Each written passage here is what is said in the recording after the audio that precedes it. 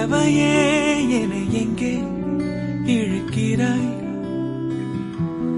காழக வழியிலே கனவுகள் இறைக்கிறாய். கண்ணாடி கோப்பை ஆழியில் நான் கைமீறி சேர்ந்த தேயிலை. கண்ணங்கள் மூடி ஓரமாய் நீ நின்றாலே அன்றே தேவிரை. கிளியே நீ பிரிந்தால் சாகிறேன், விறகாய் உன் விழியே கேட்கிறேன்.